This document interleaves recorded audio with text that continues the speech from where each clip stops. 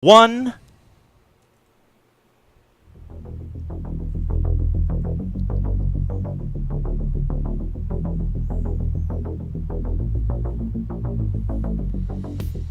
Untap. Welcome back to MTGYou, the Magic the Gathering podcast for you. I'm James. Keeping it classy-ish. I'm Blades. It's Combo Wombo time. I'm Damon. Run out of catchy phrases. I'm Rich. And we're also joined today. Did he have something? I was going to ask what a catch you phrase was, but Catchy. Awesome. Catchy. Cashew phrase. A cashew phrase. Cashew phrase. It's Thursday, the 25th of September, 2014. We're coming to you live from Studio U. Thanks for joining us. This is episode 52. Upkeep. Yeah, so here we are. You know, it's been a long time since we've had the Honorable Judge Jeremy in the house, and this is his first time on camera with us. It is, yes. Yeah. Yeah. So this is fun. I was looking back at some of our past episodes. We had you on for a couple of times, and then it's been a while. Our schedules just haven't meshed, or you just got tired of us, or something. I don't know. No. I think we just didn't ask. I think Right. I know. Yeah, but things have changed for you a little bit since then. We'll get into that a little bit. I don't want to get too much into it now. But just wanted to welcome you. Thanks for coming out. It's good to be back. And what do we have in the news this week? Banned and restricted list has been announced for the new KTK block. And No And change. Nothing. No we're changes. Safe. There is one change in banded restrict. Oh, I think we may have talked about it last week with the EDH. Oh, Yeah, the- EDH right. Yeah, I think switched up a little bit. Yeah, we mentioned that. It was just... Okay. It was a few changes there, but yeah. Yeah. Okay. And anything else? What else is going on in the land of make-believe here in Magic? Guess GP Indianapolis got moved from May to October, you said? I believe those are the right dates. There's an official announcement on the Wizards website about it that kind of details the specific dates. But basically, they pushed it back to help with accommodating players for travel and hotel costs. Gotcha. Is it just a better time of year then? Hotel costs are cheaper? That's my assumption. Flights will be cheaper. I wonder if probably it's- a less busy convention season, that sort of thing. I wonder if it's Comic-Con Indianapolis that same weekend and they decided No. to... It could Or be. maybe NASCAR? It could, yeah, It's something. Indianapolis. Any theme. number of things could Right. get in the way. Because NASCAR and Magic overlap. They do. Well, Because I've You never- can only No, go to I one get where thing. you're going. Blades. Yeah. You can only go to one thing. I know when I'm not playing Magic, I'm... Driving your watching- NASCAR. Driving my NASCAR. Does that mean like people just paint letter 8s on their Mardu cards and just go like, whoa? You didn't Yeah, do that that's this exactly weekend? what happened. Sure. I think I got me a That was, new like hobby. Like- that was the most animated I've seen Blades in a long Is time. that what you're I'm dating for your more of that cousin person. to- Yeah, I put a little something in his coffee. Anyway,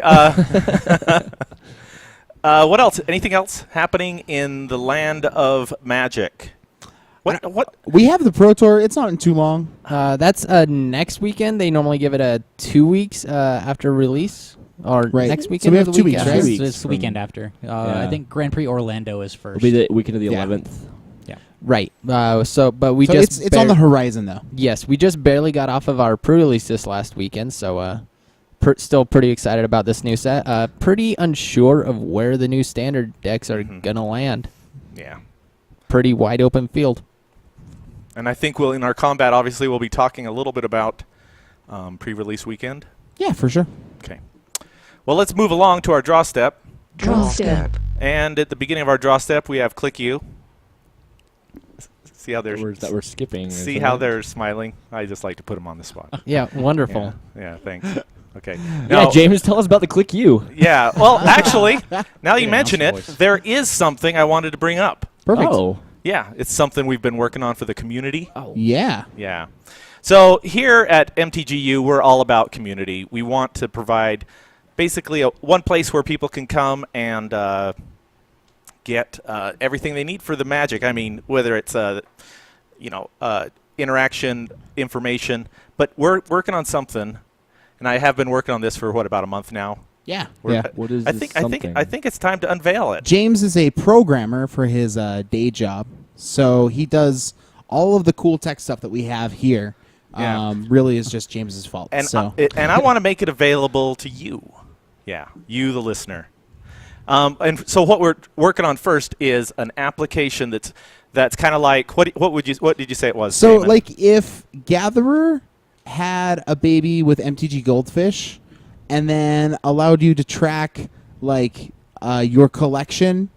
I don't know what other sites let you track collections, Yeah. but then also let you look up card prices and histories of prices. build decks. Build decks. It's like all in one. Yeah. All Magic inclusive. And for now, it's Gatherer right now, basically with a little bit of pricing splashed in. We actually were using this last week on our show.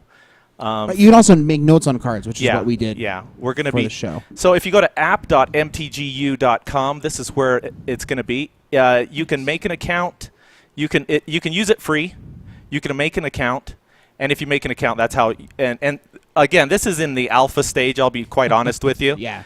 But it's as the weeks roll on, we're going to be unveiling new content and new functionality. And Right now, there's- it's basically just the cards. Right, and if there's anything you guys have any like suggestions or questions or even like find a bug, let us know. If, Yeah. We'd if love there's to be ever able to one make it thing better. you wanted, like out of a Magic site, James is a pretty smart guy, and he just sort I'm of programs things that we building this need. from the ground up, and so the input that I get is going to make the difference of how it's going to roll out. Awesome. And so if there's things that need to be made changed, for you. yeah, this is going to be the app for you. So anyway, you can go to app.mtgu.com. You can make an account, and based on then there's just going to be a ton of. We have so many ideas that are going to go forward with this. Anyway, that's the Click You for today. So there, I did have one. Ha. Ha ha. Okay. Show you. Yeah. And let's go into the draw step. Up first is Damon. And here it is. Villainous wealth. Isn't it not, Damon? No, it's me. It's me. So it's X, and then black, green, blue for a sorcery, and it says target opponent reveals the Exiles. top X. Let me go ahead and sorry, read it there. All right, go Says, ahead. target opponent exiles the top X cards of his or her library. You may cast any number of non-land cards with converted mana cost X or less from among them without paying their mana cost. So I just played some of the most fun games of Magic that I've played in a really long time. The deck, it's basically it's 50 ramp spells and lands, and like 10 things that actually do something.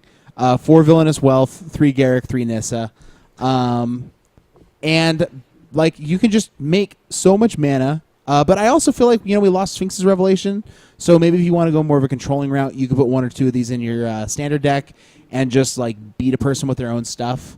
The power level of this obviously varies kind of widely on how good the other person's deck is, but if they're a bad deck, then you're probably beating them anyways, and if they're playing really good cards, then you can beat them with those. So, anyways, this is one of those cards that really just opens you up to being able to play. I don't know, just some crazy stuff, and it felt very combo-y and fun. So I strongly suggest it, and when it goes up on YouTube, if you missed it, check out Game 1 for sure. It was hilarious. So It was not fun. yeah, Rich wasn't so happy. He wasn't. He actually was a pretty good sport He was about a- it, though. he was an amazing sport. Because he was pretty excited just to see it happen, too, I think. He was Yeah, like, well, what holy cow, this is crazy. Maybe I should be playing this. Flips 12 cards and I died of my own planeswalkers. It's great. Yeah, exactly. Next up is Blades. Okay, so we had the pre-release this last weekend, and I did 2 pre-releases, and both of them I drew the same white card, Wingmate Rock. Double mythics, man. That's pretty cool. Yeah, actually, that was a very playable mythics at that. Yeah. Creature bird for 3 colorless, 2 white. Flying raid. When he enters the battlefield, if you attacked with a creature this turn, put a 3/4 white bird creature with token with flying onto the battlefield. Whenever Wingmate Rock attacks, you gain 1 life for each attacking creature. So with this guy, he just let me get aggressive while still like gaining the life, so that I don't have to worry about my opponents being aggressive right back at me. So where with his flying and his evasion, 5 mana for like a 6 power on the board, that's fairly relevant. And when he came down, it was only a matter of turns before I just ended the game. So he's really good for limited. For standard, I don't think that he's gonna see as much play. because the type of decks that want him, I could Don't see. really want to be attacking first, right? Yeah, like control decks, they want the value that this guy brings, but they don't really have too much of the earlier creatures to get the raid trigger into play. And then the aggressive decks that want him, 5 mana seems like extremely on their top end, where they probably want to be more in the 5 range. He might be fine in a mid-range deck, but that's still to be foreseen within the format. Okay. And next up, let me see if I can get to that screen. I'm still having trouble here figuring out. And it's, oh, I'm up next. Hey, what do you know? Howl of the Horde. 2 and a red for a sorcery. When you cast your next instant or sorcery spell this turn, copy that spell. You may choose new targets for the copy. Raid. If you attack with a creature this turn, then you cast when you cast your next instant or sorcery spell this turn, cast that spell an additional time. You may choose new targets for the copy. So I want to use this in combination with that claw one. Or like Stoke the Flame, Yeah. because you can just tap I mean, guys. and if I can use 12 this somebody. one, yeah. 4-color Villainous Wealth. What? Wild speculation.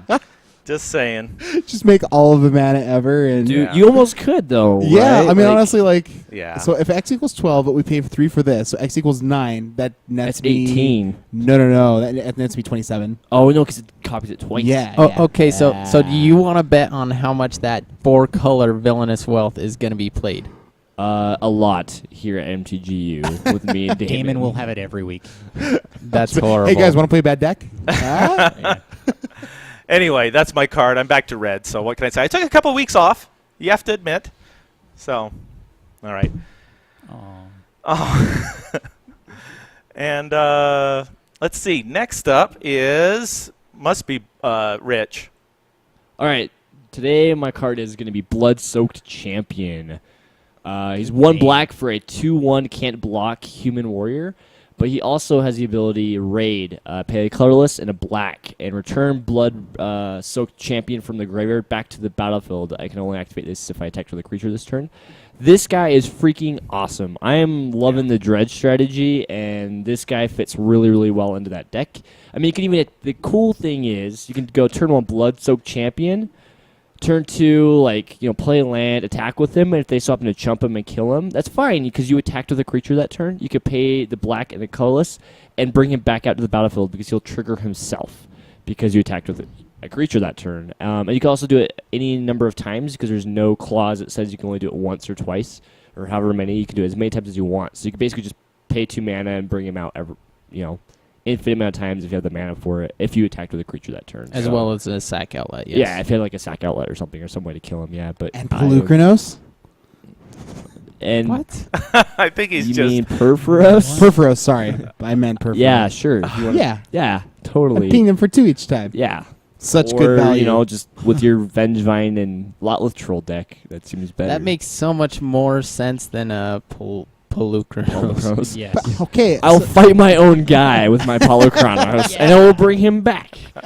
Yeah, because we're playing Damon I Magic think it's now. opponent's creatures on Pelucranos as It well. It's its opponent. Dude, just trait doctoring it. This is just a horrible conversation. We should stray we should away. move up. Okay. Moving along. So moving along, Judge Jeremy is highlighting all the bear cards. All the Bears cards, yes. We used Bears Companion because it was a good image. But there's a ton of bears in this set, and there's actually a judge, a level 3 judge in New York now that goes by the nickname Bears. It's Paul Baronet. And so every time I see one of these cards that has a picture of a bear on it or bear in the name, I think of bears. So all the Bears cards. If you see Paul Baronet, give him all the Bears cards. Next Grand Prix he gets a box. I hope so. Or That just would be somebody's like, fantastic. I heard Just you like want somebody finds out bears. what kind of car he has, and I'm just like, Right. I don't know if he's coming to Orlando or not, but if he is, give him all the Bears cards. I can. Like, are you talking about flooding his car with bears? Oh, that'd be awesome. like if you like, Sorrel. some people like Be leave the window cracked, right? So you just like bears car. Throw bears Fill, in. fill up his car. I'd spend a day doing that. Or just put a bear on the roof or on the hood of his car Like, because in the I windshield don't know wiper. about you, but when I'm camping, I am scared like no other. If I come back and there's a bear sitting on the hood of my car, Thesaurel had a Wow. couple of comments. First of all, I can barely contain myself. And then can I point out that there's no 2/2 grizzly bear in the format? That's true. That's They're all highly bigger. disappointing. It's because they're Russian. Maybe they're waiting. That's Maybe they're waiting to me spring a it on better us with like basic creature. Have you guys heard about that leak? Uh-uh. So, Morrow in his podcast was talking about how like with I think it was Packrat or like there was some creature. He said, well, if we had the technology at that time to just use basic creature, then you could just include as many as you wanted in the deck. But we hadn't come up with that type frame yet. Like it's something that he'd already been working on. Huh. So basic creature, wild speculation, here You at heard it here. MTGYou. Right. MTGYou. So basic land and basic creature you can have. Huh. I think what Damon just said is, Matt Tabak, you've been warned. Right. He's the rules manager. Right. He would have to make that work somehow. He would. Yeah. That poor guy. Yeah. Wow. So wait, like you could do like search for a So if basic there's creature. so put if there's in like your hand. basic grizzly bear, right? You could just have a whole deck full of like nothing but grizzly bears, which would be Oh, I like, guess like that's howling fair. wolves or Yes. relentless rats. right. Interesting. It'd be, Yeah, It basic. would probably be a vanilla creature. Exactly. Yeah. Yeah. Like a bear. Go figure. Yeah. Right. Okay. Cool. Yep. Anyway, sorry, that was a bit of a sidetrack, but you know us, we like to throw in a little bit of that wild speculation from time to time. Lurgen. Don't forget, Bear Punch makes any creature trade with a 2/2 if you have Ferocious active. I can never remember the name of that card. I just remember Bear Punch. Bear bunch. Yeah. And I liked, I punched a bear. I always, that's in my head every time I think about that. Your little outtake with that. All right, we done with our draw step? Moving into our combat phase. Main phase. Oh, moving into our main phase, I mean. James has forgotten the steps to a turn. Oh, I never knew them in just the always first attacks place. anyways, right? I think so. With Raid now, who cares who casts the first main phase? Right. That's right. All right, so today we are talking with Judge Jeremy, level 3 Judge Jeremy, new regional coordinator. Let's talk a little bit about that. Sure. How did that come about? It came about in the old regional coordinator decided to step down from that and nominated me to take his place.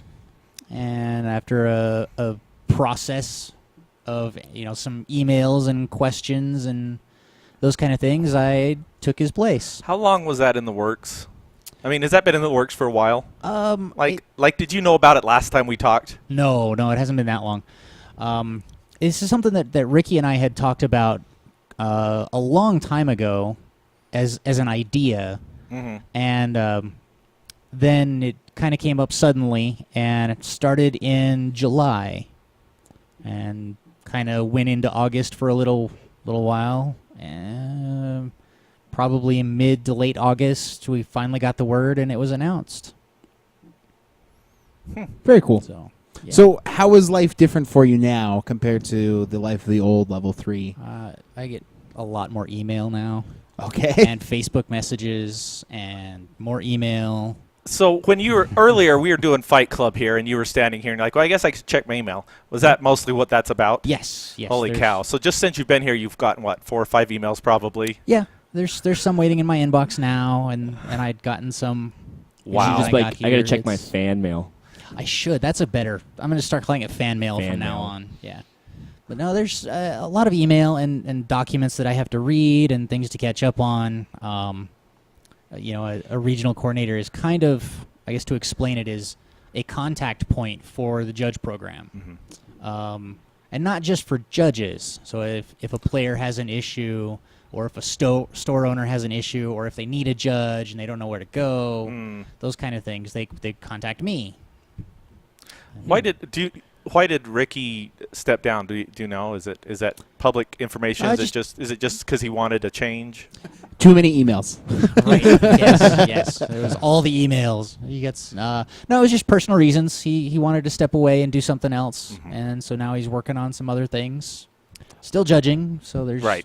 He's probably more active at Grand Prix than almost anyone. There are very few judges that keep up with He is pretty it. active. So Yeah. that way he's able to kind of do more things in the Grand Prix and less emailing or something maybe, or just like take a More break like from hands-on. it, right? Yeah. There's Just something. there's just something other things different, that he different wants to pace. do. Like Ricky's big focus in the program has always been feedback and reviews specifically. So Gotcha. if you're not aware, you can write reviews of other judges. Players can do this too. So if you're interested, you have a good interaction or bad interaction with a judge, you can go to judge.wizards.com and log in there, and you can write a review of a judge. And judges do this for training and peer feedback. You know, these are some things you did well. These are some things you did different. Maybe try some of these things differently next time.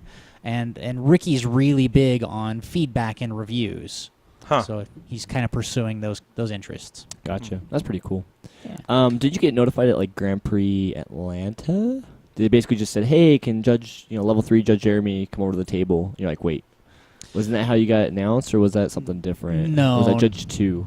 That was Atlanta. I wasn't at Grand Prix Atlanta. Maybe it wasn't Atlanta then. There was in Grand Prix Salt Lake. We did have a new level 3 announcement. Oh, okay. Gotcha. And that was for Matt Williams, Billy Willie, out of Florida. He passed his level 3 panel there. Sweet. I knew it was not announced at an event for me. It was kind of in between. I was at both Pro Tour Portland and Grand Prix Portland, but the process wasn't quite finished Gotcha. by then. So Salt Lake was my first official RC event. Huh. Sweet. Yeah, it was kind of nice since it's local. Yeah. Yeah. You could drive to it rather than fly. And I did. Okay, good. Anything else that we want background information on Jeremy? Is there anything else you can think of? No. Should we move into the topic at hand? I guess so. And certainly, guys in the chat, if you have questions for Judge, anything comes up, feel free to pipe up and ask. Yeah. And we'll kind of be stockpiling some sweet questions for the end. So That'll be fun. Okay, so we're basically going to cover some of the FAQs. Any nitty gritty about the nitty gritty? Who said that nitty gritty? I think that was Jack Black in Nacho Libre. Yes. Yeah, that was my terrible. Yeah, that's not Cho joke either. Anyway, so the nitty gritty about the new mechanics. Where do we start? Let's go ahead and start off with Abzan clan mechanic of Outlast. Can you just give us... I mean, a lot of these are kind of straightforward, but I feel like there could be some news about all of these. So we're just going to kind of cover all the very basic stuff. Which one is Abzan? I don't know any. Oh, sorry. clan So names. Junk. it's Outlast. it's the Outlast mechanic, where you pay some mana and tap them, and then they get a +1/+1. Sure, the +1 counter thing. This one's actually very straightforward. You pay some amount of mana.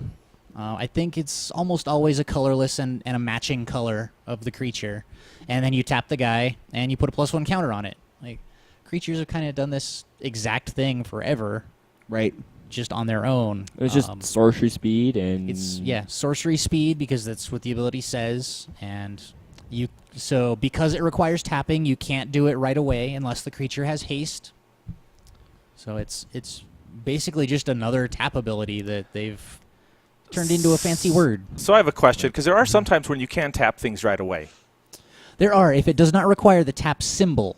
Yeah, that's the if key it's not an here. activated ability of the creature. But So if it says tap and it doesn't, and it's not the tap symbol, then that's when you can use it immediately. Right. If something says tap 2 creatures to get +1/+1 this turn. Oh, like the elf guy that's the 1 green, tap 3 elves you control, add 3 green to your mana pool. Yeah, like Heritage Druid. Heritage right? That's the one. Druid, yeah. You Like can, all of Convoke, right? right. Convoke is the same thing. Yeah, you can tap the guys for that. Heritage Druid's probably the better example because it's really used in Legacy for elves. It's Gotcha. their Do you engine. want to pull it up, James? Or?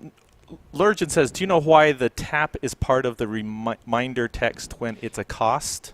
Because they just keyworded it Outlast, so that way later they could probably just put Outlast, right? Okay. And not have to put the tap symbol And on it's every making a card. move towards just making cards more accessible for new players, right? Yeah.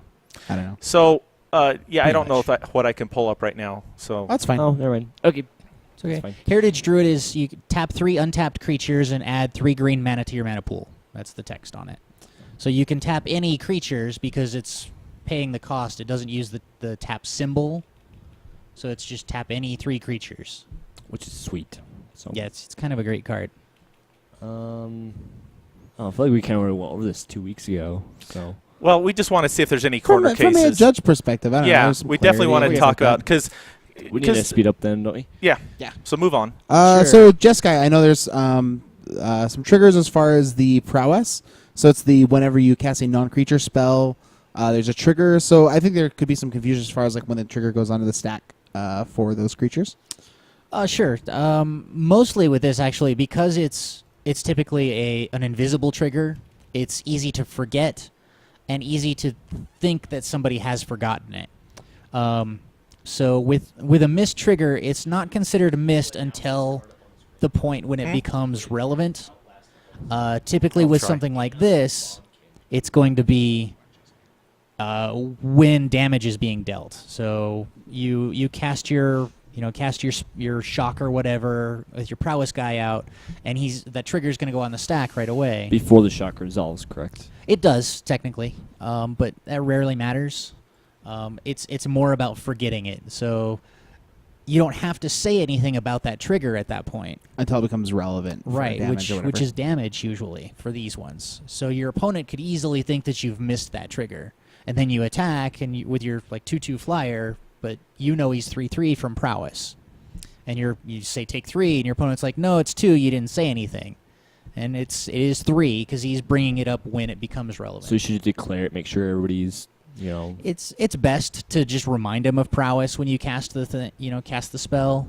That's kind of the nice thing to do. Right. But it's not needed at that exact point. You have to point out the trigger, when it's relevant.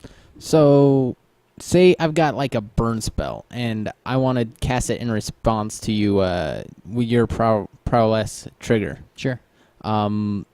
Is there any way like to test the waters or whatever to be like you missed your trigger or your opponent never notified their trigger, and then when they go to the point of where it's relevant, it's not on the stack there anymore, right? Yeah, if you want to respond to the trigger, say you're responding to the trigger. That's Whether or not your opponent actually acknowledges the Yep. trigger or not. Sometimes to do what you want to do, you're going to have to point out your opponent's trigger. Okay. And that's easily one of them. If you want to respond to that trigger, you're going to have to let them know that. Before your guy gets bigger Right. and can't be killed by shock anymore, shock your guy. Yeah. Okay. Would you like to put this trigger on the stack? Right, something like that. I think I can pull up cards now if you have any. Right. cards on the Sweet. wall. So the next one that you could pull up maybe would be Dead Drop. Because we're going to talk about the Sultai characteristic of Delve. Yeah. So, that's actually something that's frequently pretty tricky is changing sort of the cost that we pay for spells. Maybe it's not that Well, tricky. But sort of. I mean, Delve's a returning mechanic. It's not So that's new. helpful, yeah. Which makes it easier. But it's basically you're paying for a spell partially by removing cards from your graveyard or exiling them from your graveyard, right? The thing to remember here is that it's part of the cost, so you can't respond to it. So you can't try In response to you exiling all your stuff in your graveyard, I'm going to eat that. Right. You can't Yeah, that because doesn't work. it's Like There's no Death Rate response Shaman or to whatever. mana costs. To paying the cost for a spell. Right. Like you can't respond to somebody tapping their mana, therefore you can't respond Well, to them. that's Well, you know what I different. mean, though. Like, yeah, like mana abilities don't use the stack because the rules say so. When you're paying a cost, so when you cast a spell, there's a bunch of steps that you go through. The very last one is paying the cost, and then it's after the costs are paid that opponents have a chance to do things, and you can respond at that point. gotcha. You can't respond in the middle of those casting steps. This is the same reason why you can't, with Convoke, you can't kill the creatures before they can tap them for Convoke. Gotcha. It's all part of the cost. And then Lurgan had a question. He says, I have a question with mistrigger for something like prowess. Say I have a 1/1 prowess with 1 prowess trigger affecting it. I attack, they block with a 4/4, and I put my creature in the grave. Later in the turn, I burn the creature for 2, but I never announced the prowess trigger. Was it relevant during combat? It was. If you don't say that it's taken 2 damage, it hasn't. So, cool. Yeah. Yeah, I know with Delve, one of the cards that seems like it has a lot of cool modern relevance is I think it's like Murderous Cut. Yeah, It's like black and 4, and so you can like shrink the other person's Tarmogoyf Just by exiling out. Just your by graveyard. exiling stuff out of your graveyard and like kill a different guy. Like it's like that card seems like it's really actually gonna maybe show up. I'm kind of excited for that one. So Possible. I still think that the dig through time or whatever the 2 Yeah, blue yeah, yeah. and 6 colorless one's gonna see yeah, play. that's like the new maybe Sphinx's Revelation, because like out of like a Sphinx's Revelation for 6, like 2 cards are good and the rest are just like more lands or something, right? right. So- Or you just exile all your fetch lands and don't care. And, Right. your creatures like just leaving the instant sorceries you need with your Snapcaster or whatever, right? yeah. So the Actually, that reminds me. So on Delve, if I Snapcaster flashback, like dig through time, can I pay the Delve cost with that? Does that make sense? no, because it's on the stack, so it's removed from the graveyard. Each You put it card onto you the stack and then it goes to exile. each card you cast from your graveyard while casting this spell pays for 1. Each card you exile from your graveyard. Exile. Each card you exile, yes. So you've already have dig through time in your graveyard, right? Is what Rich is asking. Right, right. Snapcaster Mage target this. Right, gives it flashback. The delve, I believe, is not going to apply Because it's an flashback gives it an alternate cost, which is at CMC, correct? which equals the printed cost in the corner. So Delve won't be affected by it. right, Okay. Gotcha. Cool. I thought you were asking if you could. But on Snapcaster or like flashing back spells, if you have something that reduces the CMC, like Goblin Electromancer, that makes your instants and sorceries cost 1 less Yeah. colorless, that would decrease yes, though, correct? those do work. Okay. Cool. Very cool. So Mardu with the raid mechanic, whenever a creature attacks, a thingy happens. That's also pretty. That one's pretty clear. The only thing that could be an issue here is the distinction between attacks and attacking. Yeah. With the guy that the exiles tortoise. The tortoise, yeah. Freaking I've tortoise, man. Dirtle seen him. Turtle. Right. Yeah. Like he comes into play attacking. He doesn't attack. He never declared as an attack. Right. So Yeah. that's the only distinction to worry about with raid. And then the last ability, of course, is the teamer ability of Ferocious. So, like, if you have a guy with power 4 or greater, that it's like a threshold ability that checks the battlefield. So, It's pretty close. right? It's almost like Metalcraft, right? Where upon resolving, it'll check. Metalcraft. It's very similar to a replacement effect where it says do X and then if Y is true, do Z instead.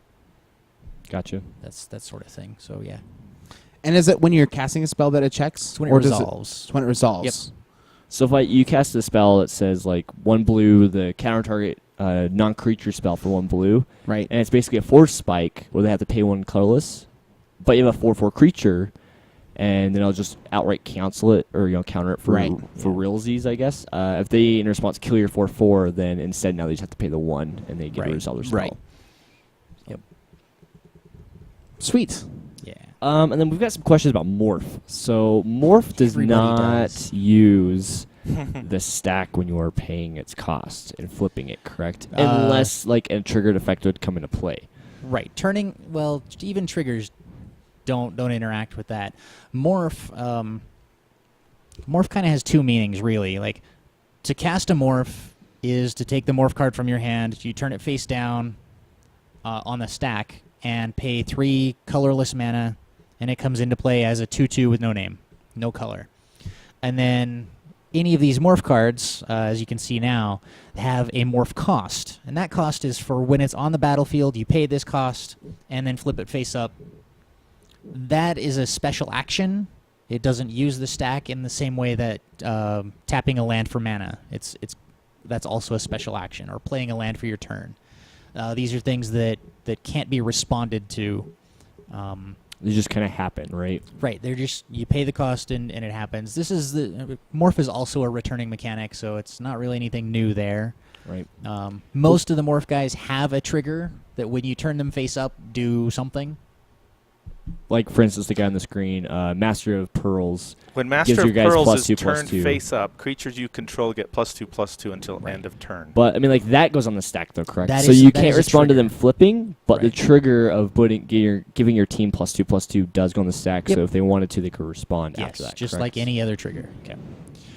And then also we had some questions about like, say for instance, I have a morph creature and it dies. Do I when it goes to graveyard? Obviously, it's gonna be revealed. But if it goes back to my hand, do I have to reveal it? Yep. Anytime it leaves the battlefield So- to go anywhere. And then I had another question at the end of. There was a few people asking this at the pre-release. If a creature that's morphed Yeah. is on the battlefield and the game finishes, doesn't matter. Somebody wins. Sure. Do you have to reveal the morphed creatures at the end of the game? Yep.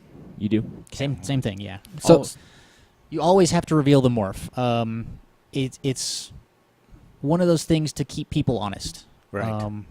It's real easy to kind of screw up, or it was the first time around because there were so many morph cards. So you would just grab, I'm going to play this morph guy, and then you look at it later. It's a planes or something. Oops, that was my shock. That can't be there, right? So Yeah. it's In fact, I think you mentioned on the show last week, Blades, you can receive a game loss for not doing that. yes.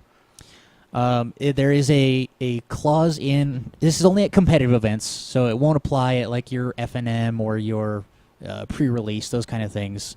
But if you go to a Grand Prix trial or one of the new Even PPTQs, Game day, right? game day is not competitive. It's So just game regular. day is just right before GPT. Most events are regular. It's the competitive ones that you would get something like that. You don't reveal the morph. It's technically a game rule violation. And part of the clause in game rule violation is that if there is information that is supposed to be revealed and is not, and there's not a way to, and it wasn't in a position to be uniquely identified, then the warning is upgraded to a game loss.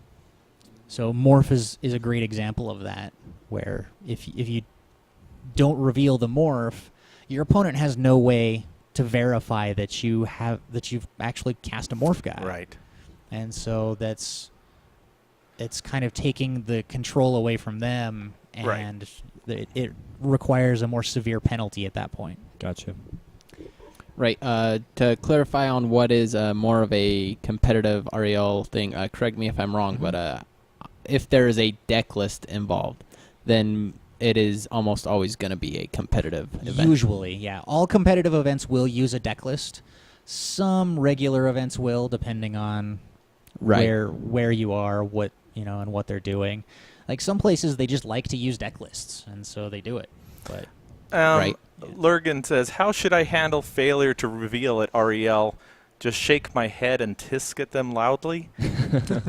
at regular REL for something like this, you kind of do that. There's certainly some head shaking and some don't do that again. No. Right, and then you educate. You Yeah. always just explain to them, this is what you did wrong, and here is why we need you to do it differently, and they'll generally get it. And then you can just kind of go, and also don't do this again. Right. Just be fun with it. Exactly. Yeah. And that goes Because I'm not saying it's you, man, but I'm just saying there's some guys out there that might try to, just play basic swamp because they're jerks. It's an easy mistake to make, but it's not one that your opponent can verify. Yeah. Well, yeah, just think of how many times you say, I'm going to play this spell, and then you grab the wrong card and set it down on Right. the table. Like Elspeth, that's an overrun too. Will players Oops. receive priority after morph even if the stack was emptied? Empty? I don't know if he's saying empty or emptied. So say there was no trigger. I don't know if this is what he's asking or No. not, but say there's no trigger or there's nothing that No, like caused there it. is a trigger, but your opponent doesn't respond. Do you get back priority? You never lose it. You never- for morph because you're not using the stack, so you always have No, priority. but if there's a triggered effect though with the morph guy, so like Master there's a- Pearls Right. gives you guys +2/+2. There's just a normal pass priority the ball back and exchange, forth. correct? Typically, it's going to be a normal exchange, just like any other trigger. You're going to pass it unless you explicitly say you're holding priority. But Okay. for morph itself, like if you just morph a vanilla guy and there's no triggers involved, you're never losing priority. It's never going anywhere. until the trigger hits, and then that goes on the stack, right. and then it continues from there. Yeah. If you have it, then you pass it. If they didn't do anything, it'd pass back to you, and you'd have the chance to do something else Right. at that point. No, if they pass back to you, your trigger's going to resolve, and you get your triggered effect, and then you can cast more spells and do whatever. Right. Okay. Got it. Yeah. So with fetch lands, it's just pretty clear that you need to just let your opponent know, hey, I'm cracking this, and not to just pick up your deck and immediately start shuffling, right? You want to make sure that your opponent doesn't have anything in response stifle before effect. doing that. That is actually one of the golden rules of Magic is just communicate. Mhm. Right. Be clear what you're doing. I mean, there are times when it's obvious. You know, turn 1, you play the fetch, or you just put your fetch directly in the graveyard and start searching. It's Ye- kind of clear what's going on. Right. Yeah, but it's good habit, I guess. To It's always better to say fetch and Right. give your opponent a heads up on what you're doing. Yeah. Any other questions? Yeah, I don't know. Do we want to get into some of the card-specific things that are kind of tricky? Sure. That's up to you. You good? We can. The alternate to that would also be just to point you guys to JudgeCast. That's Because right. they actually did all of this. They went through the entire FAQ Oh, card by sweet. card. They do it for every set. That's awesome. Yeah. They do a great job. Judgecast.com. So what are we doing here?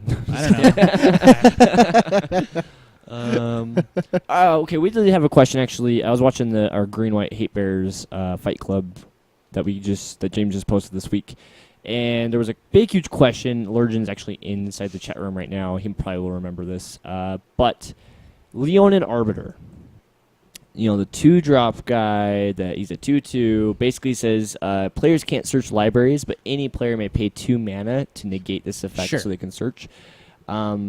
They were questioning if, say, for instance, I have an Aether Vial. It's got 2 counters on it, Mm-hmm. and I have a Leonin or Arbiter out, Yeah. and my opponent cracks fetch, Okay. okay, to go search through his library. Sure. He also pays the 2 mana Okay. to be able to do it. In response to him paying that 2 mana, now this is hypothetically, if this is even possible, I Aether Vial in my other Leonin Arbiter. Now, does he have to pay an additional 2, or it's just 2 because it's based on the, like, when this spell resolved? Does that make any sense? It does.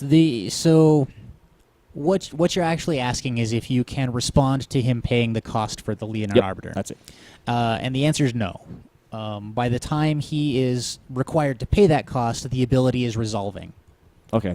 So now, does the Leonin Arbiter put a trigger on the stack for them to pay it? No. Or it's just like, so if he cracks his fetch, he has to pay the 2 right then, or I would have the opportunity to respond and play the Leonin Arbiter, or like, you know, Aether Vial it in, Right. and then he would pay 4? You can still respond to the fetch activation, Correct. just like normal.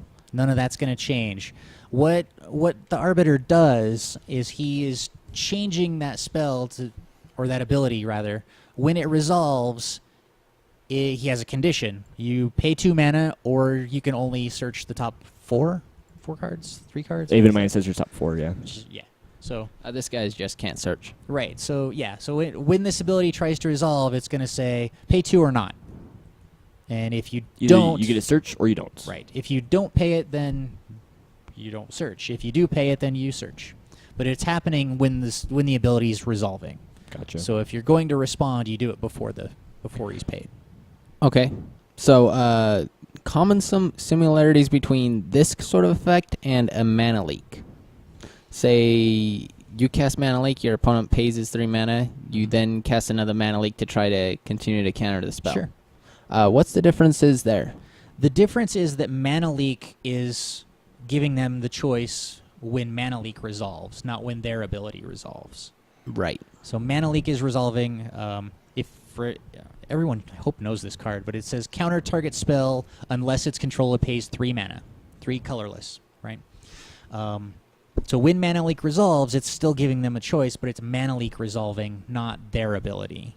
So when Mana Leak resolves, it says pay 3 or your spell's countered. And so they have to make a choice. Effectively, it's just stapled onto 2 different things, whereas the mana leak ability is stapled to the mana leak. Right. Arbiter staples his 2 mana onto the spell. Whatever is effectively. trying to search. Right. Yeah. Mm-hmm. Okay. Cool. That's, going to clear up some things for sure. Yeah, good. And then, It's about time I was useful. say if, I like, agree. And there was another example in that game where I had a Thalia, and I basically paid for an Aether Vial, and then I paid for a Path with only 2 mana. So, like, I didn't pay the additional colorless with Thalia's ability. Oops. Now, that's big oops. Yeah. So, do you just rewind the board state when that happens, or what do you do? It kind of depends. There are some new guidelines put in place. Actually, it was just with our document update that came out earlier this week. On whether or not we rewind a situation. In general, if we rewind a situation, if it's not too complex, or if not a lot has happened that would change the game.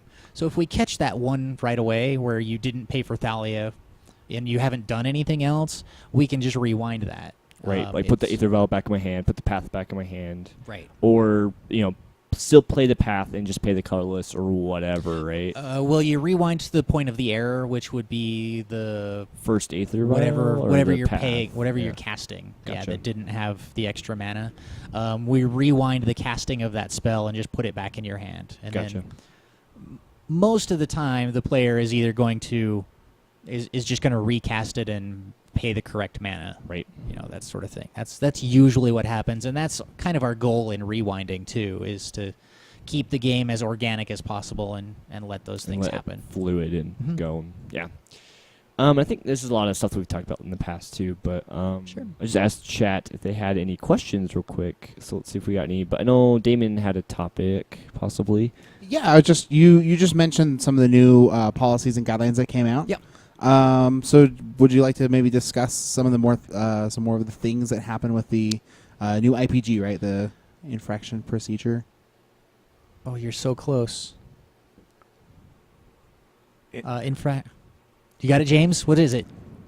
Policy, infraction policy. Oh, Guide. You guys are you're all very close. Infraction procedure guide. Procedure That's- guide, yes. Okay. Okay. So it's just because I didn't say the word guide. Oh, yes. That's why I was so close. Okay, that's You're fine. I almost got it. there. You almost had it. There were a lot of changes. The most significant is that we've added a whole new section. It's 1.4, Okay. and it kind of covers rewinds that we were just we were Okay, just talking gotcha. about. It gives a framework and kind of a philosophy on rewinding. Because it sounded like other times I've heard people talk about rewinds is that it was sort of a judge by judge, head judge by head judge. There was like a lot of, I guess there wasn't like a lot of unity about it beforehand. Maybe. Sort of. It's one of those things that requires judgment, and so you're not going to get a universal constant there. Right. Because every situation's different and every judge is different in every situation, right? But this kind of helps us pull rewinds out of the specific instances when we did that, which were game rule violations and communication policy violations, just those two instances, and give them their own section with their own guidelines and a framework that kind of help us build towards getting people to rewind more consistently, rather than having one judge say, I would rewind that, and another say, no, I wouldn't, and then we've got this weird divergent Right, and then thing. you're like, can I challenge to get the next judge, please? Because you guys right. can't make up your mind or whatever. Yeah, it helps us be a little more consistent and helps explain why we should or shouldn't rewind. Gotcha. Because I know there are certain cards, in every set where there seems to be the same problem or mistake that happens pretty regularly, right? Sure. And so I guess it'd be frustrating, especially if you travel to either a lot of different shops in your area or whatever else that, Right. or like, especially if you're hitting a lot of higher level events where you'd have a player, maybe in the early rounds of the day or something, like forget a trigger or do something one way, and the judge comes over and says, okay, we're going to rewind it, and then go to an event the following week and say, oh, this totally happened. It's fine. We can rewind. Let's call a judge. Right. And then the judge comes over and he's like, no, we're not rewinding. We have to accept it. Like, but last week I was like, that would be frustrating, I guess, as a player. It really can be, and so we try to keep some consistency in there for those things. We try for that stuff not to happen, but the other side of that coin is not every situation is identical, right? Like, you could miss a trigger one week, and then the next week you miss the same trigger but under a different circumstance. Okay. And so the situations are almost never the same. Mhm. So those kind of things. Though I should point out real quickly, we never rewind for a mistrigger. Gotcha. Never, ever. Right. Okay. You can't back up and regain your life or something like that. Right, no. Triggers have very specific rules Yeah. for when they're missed. Rewinding happens under different circumstances. Gotcha. Typically because a missed trigger, we're going to give it to the opponent in most cases and ask if they want the trigger to happen. Mhm. Right. And if they do, it's either going to go on the stack now or in the next step. depending on the type of trigger and what they want to do. Gotcha. For a game rule violation or communication policy violation, we would rather rewind and then let the game flow more organically the way it's supposed to. Gotcha. I have somebody asking about Dovescape. EDH question, fun- actually. What is Yeah, this? Dovescape's the guy that Let me see if I can throw it whenever up. you cast a Any spell, it just turns any into spell, doves, it right? just gets countered and they get That a 1/1 is- bird. Anyway, basically, there's a guy, he counters spells. It's And terrible. whenever a spell's countered, there on the that screen. player gets a 1/1 bird. You think I can read that? from Whenever a here? player plays a non-creature spell, counter that spell, that player puts a 1/1 white and blue bird creature token with flying into play when X is the spell's That's an enchantment. where X is the spell's converted mana cost. Okay, sure. So, So- it counters their spell and they get X 1/1 birds. So hypothetically, say they have a storm count of like 8, and they cast Grape Shot. Grape Shot's gonna get countered, but do all of the other Copies of copies get countered and they get birds? this is when it's cast, right? Correct. So Whenever- they'll still yeah. get Whenever a a player Yeah. Yeah. So the Non-creature- copies will not. Correct. Okay. Yeah. That's kind of what I thought. And then also another quick question from chat: Howl of the Hordes. If I cast Howl of the Hordes and I had the raid, it's the one that it just copies the spell unless you had raid, and then it'll copy it twice. Okay, sure. It's either- got right. it. Right. And then let's say they Howl the Horde and they cast another Howl the Horde. Do they get a quadruple because it copies the next Howl the Horde twice? Does Oh, it, or not yeah. twice, but does it copy it? Effectively, Right, yeah, and then but you I could mean, like it's cast not- lightning bolt or whatever, and then I'll just copy it like 4 times or Yeah, whatever because the that's amount is. basically what you're doing. That's kind of yep. Wait, how many lightning bolts would that actually be? It's 5. just 5 total. 5 total bolts. That's lightning crazy. bolt, lightning bolt, Yeah. lightning bolt. Oh wait. No, because it's Howl the Horde. With the thing is going to copy it twice. Right. Right. So then you're going to copy Howl the Horde. So you're going to cast Howl the Horde, which is going to get copied by this one, and then copied by this one. So there's going to be 3, right? Oh, you're talking about copying the Copying the original Howl of the Horde. Yeah. So you're copying a sorcery. Right. Or instant. When you cast your next instant or sorcery spell this turn, copy can't that read that from spell. You may choose new targets for the copy. So we want to chain Howl of the Hordes I have into like So- lightning bolt. Yeah, this is the same as Just exponential growth almost, right? Not more- really, not but like, quite, but it's you get an extra one out of it. yeah. Yeah. You get 3 It's basically. the same Would as you get 3 or as just what, 2? like reiterate. 4? They've done this kind of thing before. But the copies, are they going to raid and also copy it twice? Oh, I see. So That's it gets the 2 thing, for the though, is it original it copies. copied, Right, and then right. it would get 2 more. the raid will still check. I mean, Okay. it's going to want to know did So something 4, attack this turn and 5, if 6, so, 7. No. So No. so you have the first raid that would want to They'll say copy copy the twice. next spell. So you cast a spell, which is So going to then- copy it twice. So then this raid gets copied twice, and this raid gets copied twice. So do we have? Does that make sense? So Yeah. we've I got to we've read double this card. forked. Yeah, I'm sorry. Cool. This actually seems like a thing that could potentially maybe come up, with like Stoke the Flames or something. I Well, don't know. it has a low enough casting cost that I think it could. I mean, it has Right. a 3. And especially Convoke. Yeah. Yeah, with the Convoke into the Stoke the Flames, you could conceivably get 6 mana, right? So you've triggered raid for sure, and then you go Howl of the Horde, copying Howl of the Horde, copying. Which is going to give you 2 Lightning copies, Bolt. and you cast Howl the Horde, which is going to copy. But then these 2 are going to copy these. So yeah, you're going to get 5. You're going to just get 5. Yeah, I think you just get 5 Yeah, total. you just get 5. That's it. So 5 for- total bolts, or if it's Stoke the Flames, you do 20 damage. Yeah, looking at right. Do Stoke the Flames instead. That's way better. yeah. All right, and then I had a question. So 20? with the new policy on no cell phones and things, The and electronics apps and stuff, policy, the sure. electronics policy. Mhm. Because the last time we talked, I think that just barely got implemented. Yeah, it was new. correct. Yeah. So if somebody has their phone out using it at FNM to keep track of their life, that's totally fine, right? At an FNM, or is that huge? At an FNM, it's generally going to be fine. At regular events, your FNMs, your pre-release, we're not going to be too strict about stuff there. I And see in you general- hesitate a little bit, though. I mean, I'm kind of Right. curious about the hesitation. It's something we want to watch and make sure they're only using it as a life total. And we have made some modifications to that where we're looking to stop devices that send and receive Mm-hmm. versus just all devices because we kind of realized that was a little unwieldy. So as an example, there is a guy on the Grand Prix circuit that videotapes all of his Right, games. right. He's got a nifty little camera Set up. and he just records his own matches. Right. But it doesn't receive information.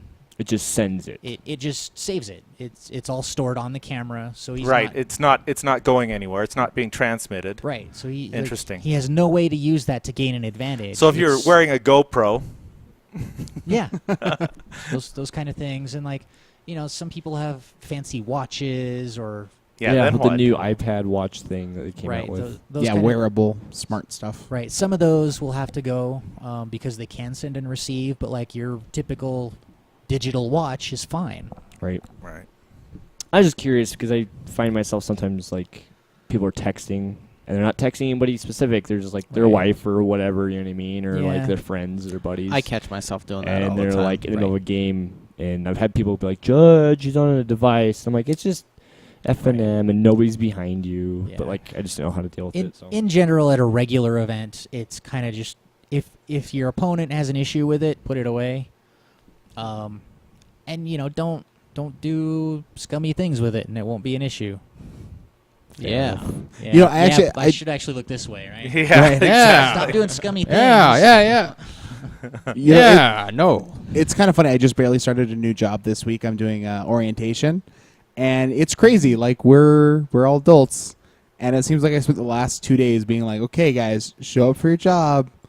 Please don't be racist. Yeah. Please don't be a jerk.